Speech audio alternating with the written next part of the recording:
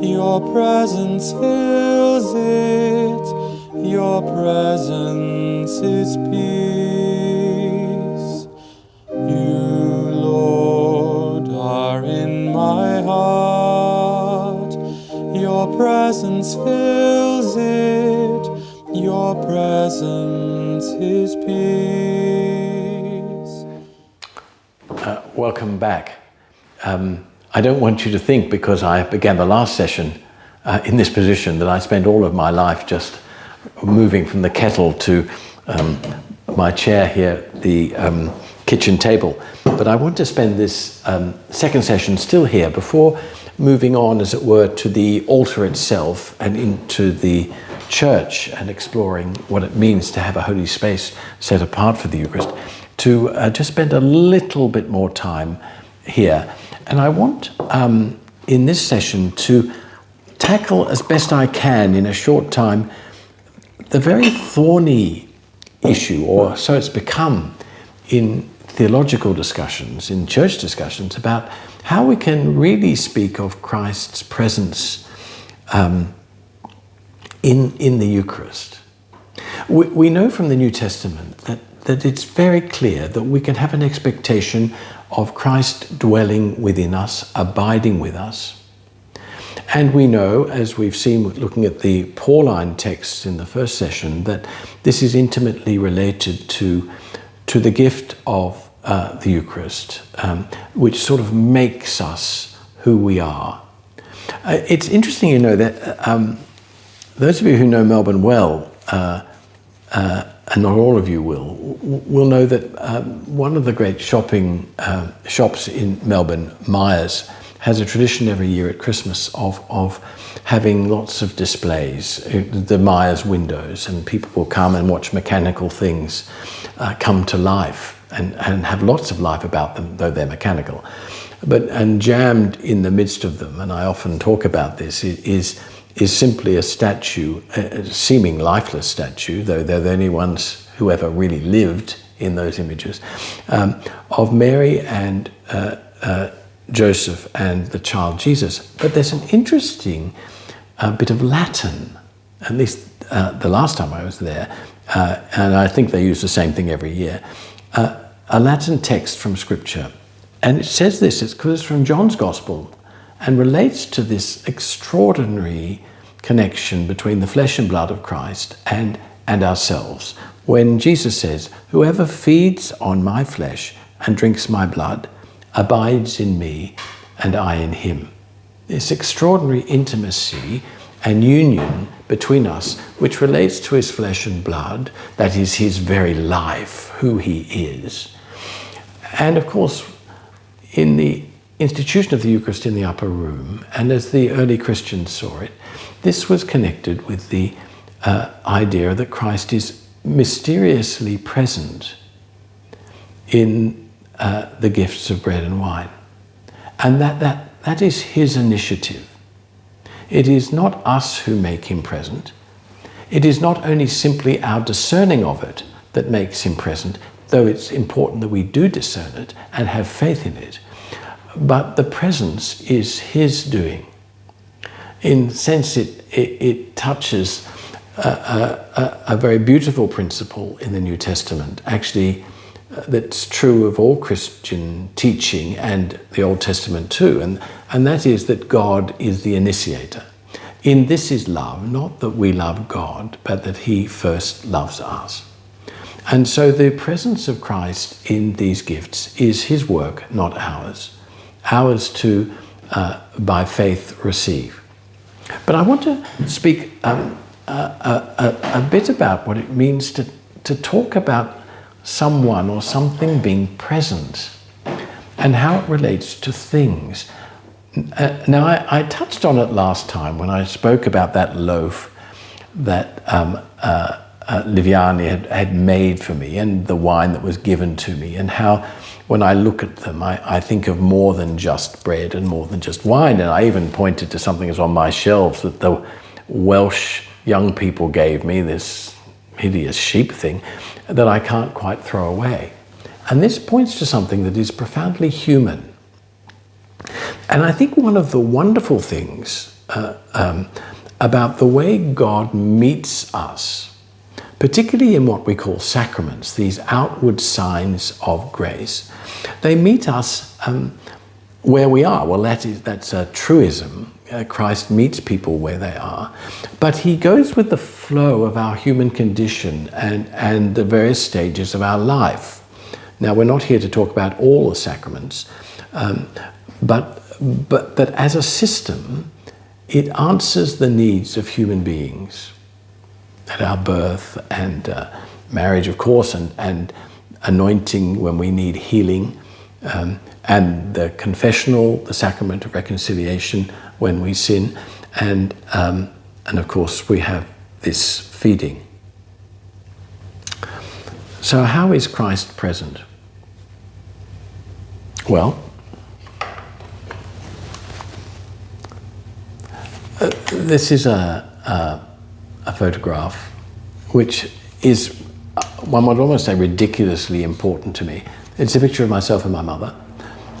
It's at my consecration in Westminster Abbey those years ago, and it's one of the few photographs I actually have of my mother in this house, as it happens.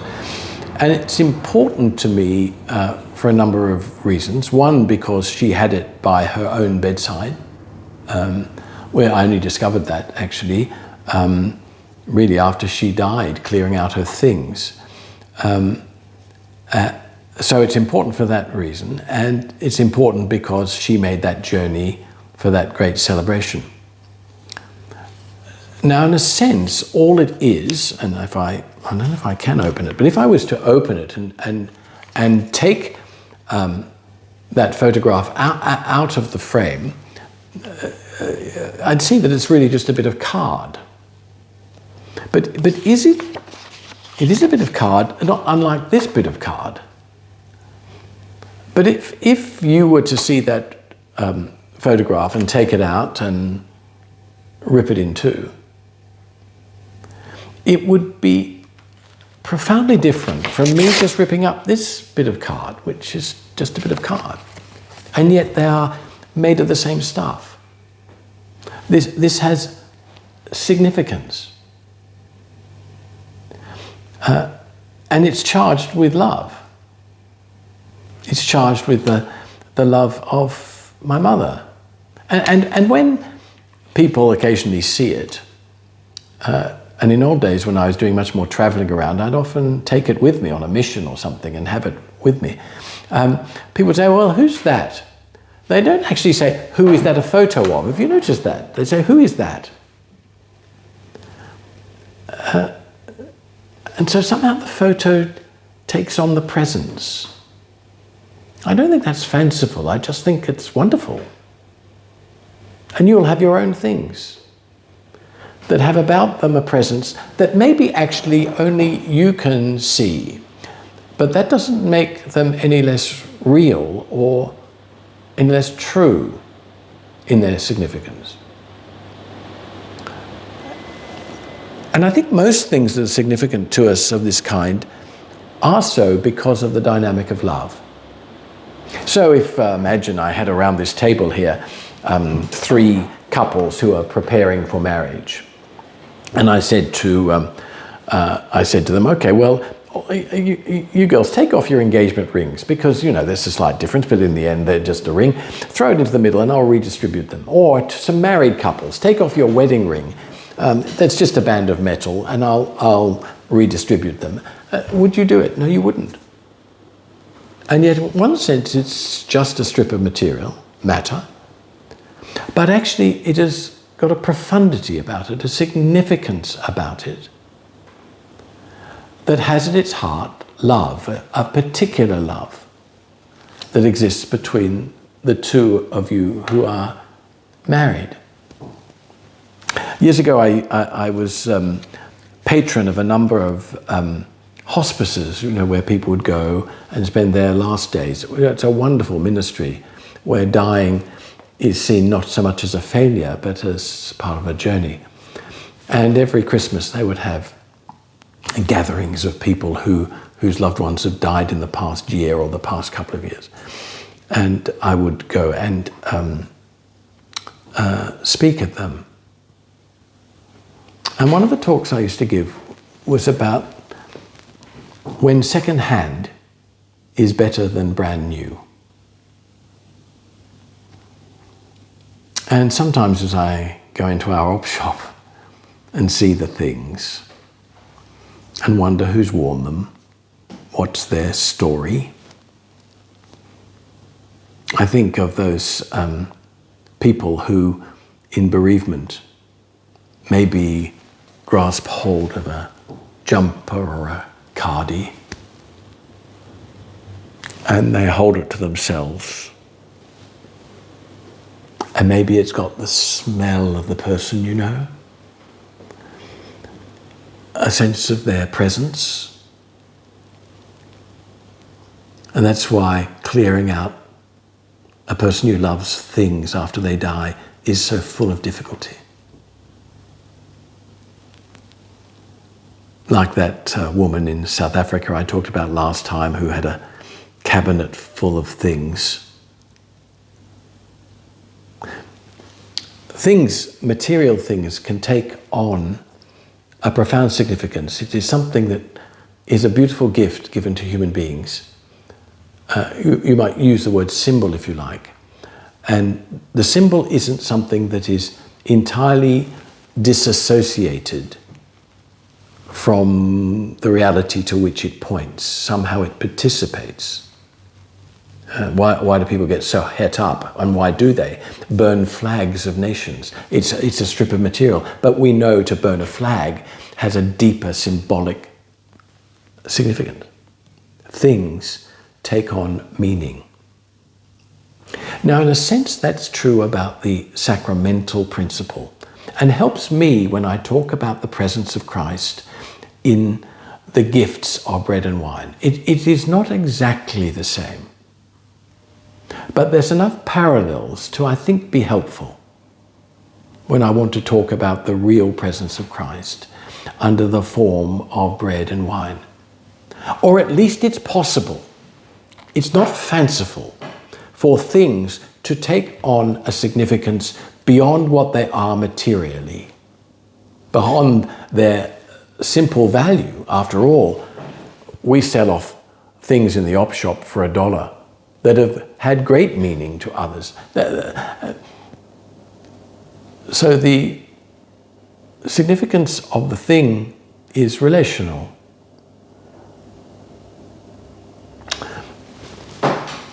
Jesus takes this capacity for things to have a deeper meaning than they are in and of themselves. When he takes the bread and the wine and gives to them the significance of who he is.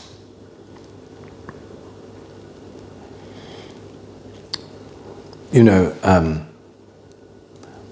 if the things we give to one another that take on this sort of presence, you know, our human love is so frail, is it not? If Jesus chooses to give to bread and wine this presence, the significance of his perfect divine love,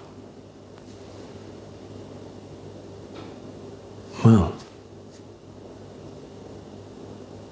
let's listen to some music and we'll reflect on this a little more.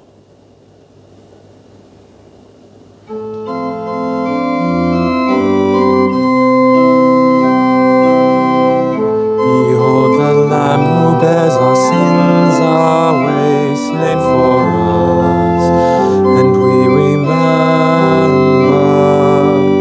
the promise made that all who come in faith find forgiveness at the cross. So we share in this bread of life, and we drink of his sacrifice as a sign of our bonds of peace around the table of the King. The body of our Savior Jesus Christ, torn for you,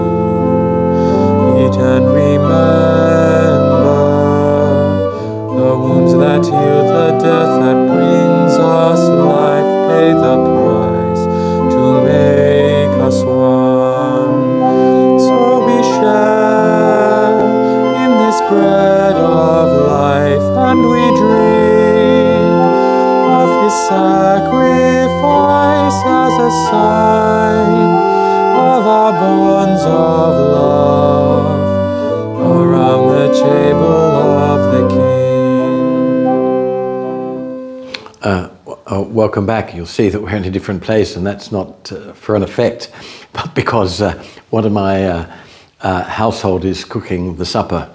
This is a working place.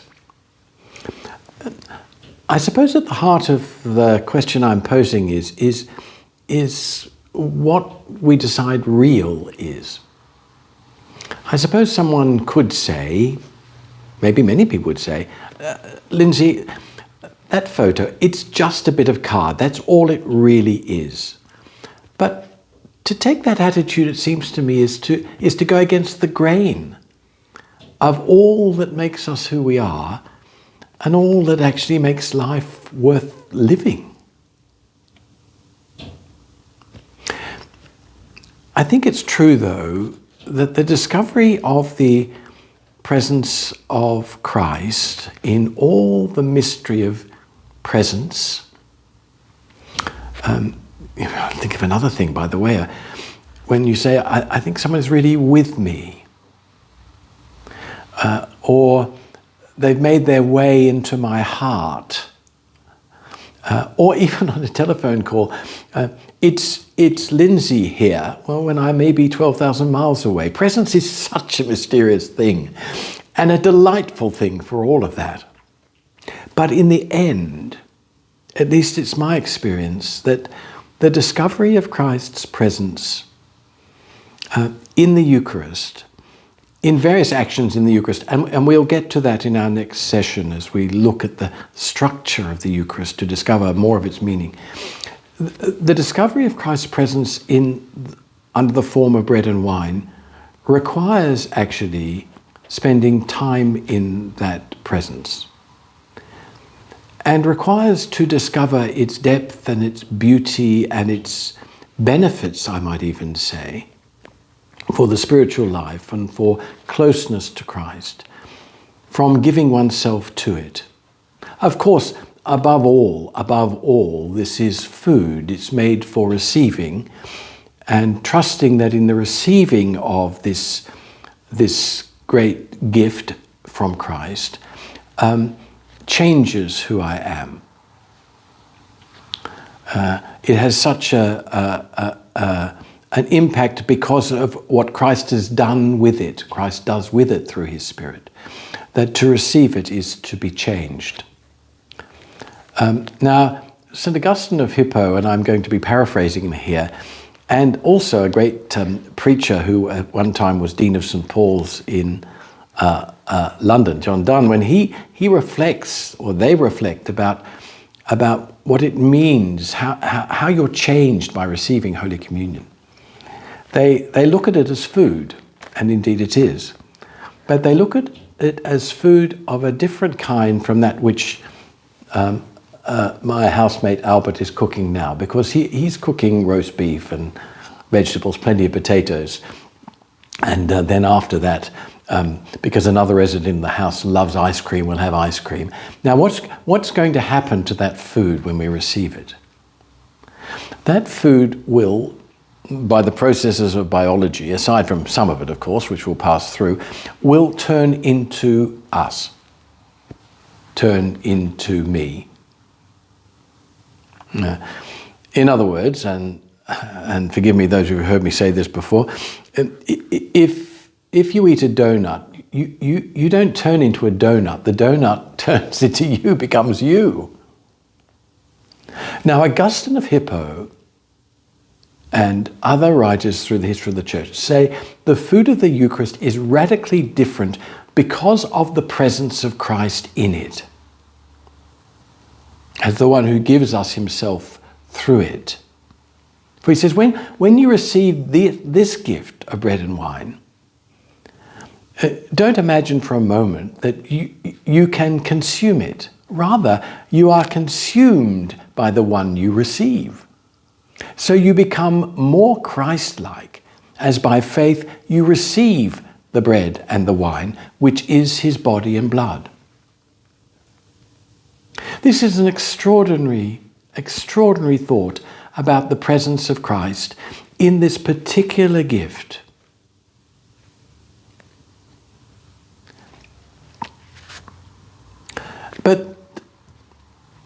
And that is crucial. And in the early church, in the 4th century, and I'm rather rebuked by this truth, there was a group of Christians in what is now France who in a time of persecution were told they could not gather together on Sunday. They could not go to the Eucharist. And they simply said, we cannot live without Sunday. We cannot live without the Eucharist. We cannot be Christians without this feeding, without this gathering together, of course, but without this food. For the Eucharist is not like the wedding at Cana, where they hardly notice who the host is. They don't even know who provides the wine, though the steward knew. They know that the one who comes to them in the bread and wine is Christ himself, and how much they need it. And there were people who were martyred because they were discovered carrying the bread of the Eucharist. A wonderful story of a teenager, Tarcisius, I think his name was. My old spiritual director loved to preach about him. About as a teenager, he was asked to take the consecrated bread of the Eucharist to outlying areas, people who couldn't get to the Eucharist, as indeed the deacons did in the 2nd century. And he was caught with it under his clothing and was martyred as a result. So much did they believe that the receiving of this gift, this bread and wine, which had about them the presence of Christ, in this poor thing, this wine and bread, which even the poor could afford, that they were changed by it, so they could not live without it. So receiving the Eucharist, attending the Eucharist, and approaching the altar with reverence and expectation. But also, can I say, that I have found that I have discovered the truth of the presence of Christ under the form of bread and wine by spending time in the presence of Christ. So often, in my own sad story of participation in the Eucharist, and I've done it every day, almost every day for many, many years. Still scratching the surface of understanding it, of course. But so often I've been distracted when I've approached the altar, and it's easy to be so with all that's going on, and one's own mind that's like a tree full of monkeys and all that thing. I've found it very useful in my own life to spend time in the presence of the sacrament reserved, as we say. And many churches have this gift reserved. We do here at Christ Church, and it's a great blessing.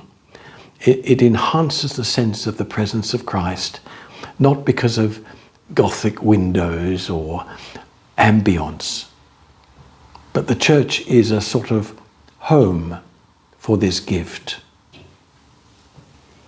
often signified by a white light. And to spend time consciously in the presence of Christ reserved in a church will deepen a person's belief, if not their understanding, their belief and their trust that in this gift Christ does indeed make himself known, as surely as he did in that story in the Bible when he was at the host with the 2 disciples on the Emmaus road. And they knew him, his risen presence, in the breaking of bread. Now, there are some reflections and questions that you might like to reflect about after I've finished, and I'm going to do so in a moment, about the sense of presence, and encouraging you to reflect about what it might mean in your own life to look at bread and wine and believe that Christ is truly to be found and present there.